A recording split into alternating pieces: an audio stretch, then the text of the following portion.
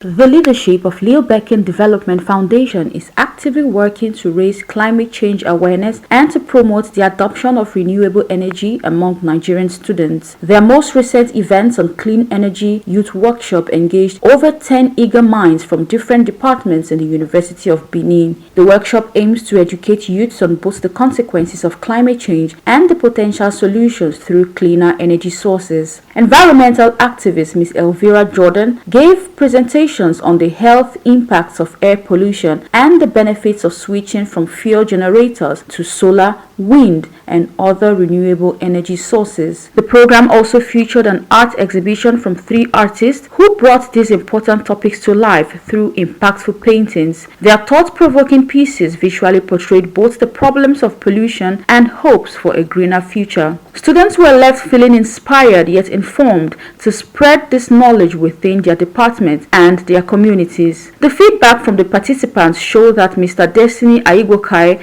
and the LILBECKKING Development Foundation team have effectively lit a spark of passion and drive for change among Nigerian youths. The foundation believes that today's youths will play a defining role in transforming energy access and infrastructures nationwide by fostering awareness and providing practical knowledge. LILBECKKING Development Foundation is promoting eco-conscious citizens who are ready to advance Nigeria's shift to clean power. Their educational initiative directly supports pollution-free and prosperous future. The board of directors of the foundation says this will not stop with the students and schools alone. According to them, we are also taking this to the health sector as it is the aim of the foundation to promote good health and a better community.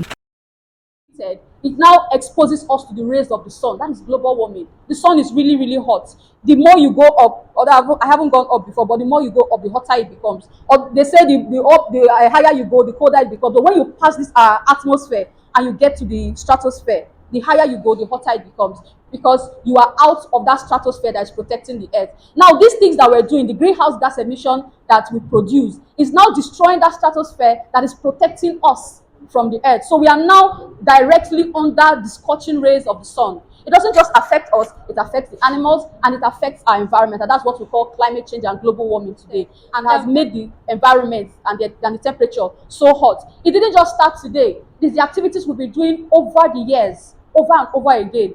And now we are being affected by those things. And that's what we're talking about, our climate, our future. Whatever we're doing today in terms of the earth and the environment, it will not affect us now. Although we are feeling the heat now, but this is just minor. Let's come 60 years from now. You will see that the people who will be on the earth at that time will even complain more than we are complaining here today. Basically explained what climate change is, but let me read from the manual here. Climate change refers to a long-term shift in temperature patterns and weather conditions on Earth. It is primarily driven by human activities such as burning of fossil fuels, deforestation. Have people heard of deforestation? Cutting down of trees. You know, the trees that we have, every plantation that we have on Earth, they are here for life. They are here for not just human life, plant life, for aquatic life, for animal life too. Do you know how? Because every plant produces oxygen. Just as we breathe in oxygen and breathe out carbon dioxide, the plants, they breathe out oxygen. And when they breathe out oxygen, we breathe in the oxygen. So if our forests are being cut down, our oxygen levels are also being destroyed. But again, just energy transition will not occur without the younger generations. Without the younger generations. You are all young students, you are all students, and you have so much to do. So much to do. I started my advocacy struggle while I was in the university. Aside even being in the university, while I was, for activism, I started very young. Later part of my secondary into university, my first degree, and later on into my second degree, activism became the system. Then I dived into environmental advocacy and activism more properly because of my own person. I had a lot of health challenges while growing up, and it all boils down as a result of environmental pollution. So I was, as a young person, I was thinking, how do I create a better society for the generations to come? And how do I create a better society for myself? How do I have a good health? How do I live healthy? How do I overcome my challenges as a person? What I'm going through occurs as a result of air pollution and all that. And how do I cause bring about a change. So I went into personal researches. And that spurred me to go deliberately into studying what I studied today. I read environmental sciences. It made me deliberately go into that because at the point in time during my research as a student, I was like, how do I actually overcome what I'm going through, the health challenges I'm going through that I know occurred as a result of pollution? And I dived into environmental sciences as a course. And while I was going through it, I saw some things that spurred my interest in studying that. And it spurred my interest also to know that what you are going through as a young person is as a result of environmental pollution. So my idea was, how do I make it better? We need to start advocating where our hostels will no longer be run by diesel generator. I know most of the hostels in campus are run by diesel generator, if I'm right? And again, it creates shortages to what the students are supposed to enjoy. Why? Because there are a lot of funds every month budgeted to the purchases of diesel. And if I'm wrong or right or something, the contract of producing diesel might be to one professor's wife or one lecturer's wife or one VC's wife. Because that is what they do. So, you guys as young people should start pushing for how your hostels can be powered with renewable energy. This training is not just a training that you study and you go back home. It's a training whereby we will give each and every one of you assignments. And we believe that you people can actually help us accomplish this. It's a training whereby you go back to your various faculties, your various organizations. I know some of you are members of SIM, your various student organizations, and train at least a minimum of 10 persons. Just talk with them as we are like this. Just gather them together. There's something we need to share and all that. You have friends that you can bring together. A minimum of 10. It's even more than just a pet. So it's a lot now. Let them come and tell us what they have. Isn't it? We are calling on Mr. Chukuma first to come showcase his own work for us. Good afternoon, everybody. I'm a fresh, let's say fresh. I left the University of Benin last year, so I'm waiting for my NYC, and I'm always glad to be around the environmentalists. Okay, now this is my painting. We have been talking on climate change, and this painting exhibits actually 3 titles centered on climate change. The first one is the causes of climate change. The second would be the effects of climate change, then the solutions. Now, as a cause of climate change, now we've been hearing, okay, I will center my speech on something called COG, C-O-G. The first one is coal. The second one is oil, then gas. Now, COG, our electricity, let me use electricity as one, has been centered on this COG. Oil, gas. And these things, they are pollutants. Yes, they aid civilization in their own sense, but they are dangerous to our health. They cause harm. They cause us harm. Now, we can see this picture at the far end. We are taking a look at a company, a production company, for example. Now, a production company stands for civilization, actually, because back then there was nothing like production company. So, production company here, it stands for civilization. Yes, civilization is good. It has helped us in several ways. I mean, we are looking good because we are civilized. But yet, it has also contributed negatively to our lives. Because when things are not checked, things become worse or volatile. All right. Now I'm going to explain the pictures again. So this is depicting a company that exposes gas to the community, and that community, you made mention of a community, I don't know, in Borneo or something like that. That I think they don't have good water. Their waters are bad. All right. Now when these things, oil spillage, then residues from gas industries, production industries, when they get into the water, it makes the water itself dangerous for consumption. And in fact, when this thing happens, it makes people sick. Why I painted this part of the canvas in this way, or this boy in this way, purple, it signifies, sometimes you can use, actually, negatively, purple signifies weeping, sorrow. That's why this man, this boy is painted with dark purple. So now this boy is a sickly boy, and if nothing is done, he will die. He will actually die because he's already sick and because of the effects of these things in his environment. Now that is against the other picture. If I'm going to title this work, I'll title it two words. Two words. Now the other picture is centered on enhancing or making our environment better. Now why this is talking about the defects of civilization, on this other end, we are procuring things like turbines. Turbines also is a civilization approach too, right? So we are procuring things like turbines to enhance the environment, moving away from the burning of fossils like oil, gas, to a more cleaner energy, like this wind energy turbines, when in respect to electricity anyway. So this entire painting is, I don't know if I'll be able to explain it, but it's centered upon where we are coming from and where we are going to, or where we should be now. Thank you very much. For this period, people have been hot, we don't know the cause, but then all this kind of stuff. And we cannot say stop deforestation, because if you say stop deforestation, it's like more like saying stop civilization.